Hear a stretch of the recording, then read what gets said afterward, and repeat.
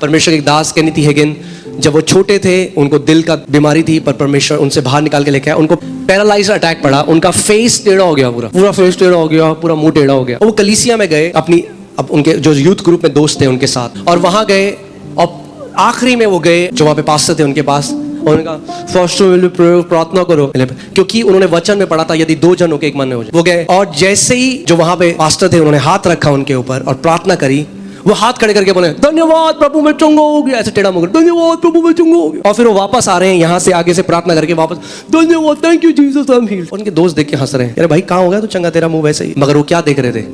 वो अनदेखा देख रहे थे। कई लोग प्रार्थना तो कराते हैं चंगाई की, मगर देखते बीमार ही हैं अपने को, और समझते नहीं है कि प्रार्थना उत्तर क्यों नहीं हो रही।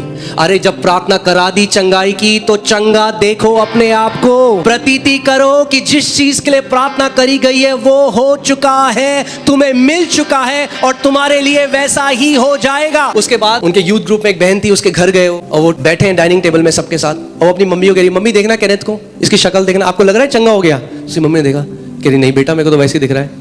तो कह रहे आपको भी समझ में नहीं आ रहा, मुंह टेढ़ा है पूरा। वो कह रहे उस रात को मैं अपने बिस्तर में बैठा, वो कह रहे मैं फुली अश्योर्ड हो चुका था कि मैं चंगा हो चुका हूं, भले ही 1% चेंज नहीं था। कह रहे उस रात को मैंने अपने हाथ उठाए और अपने पूरे दिल से परमेश्वर को धन्यवाद किया।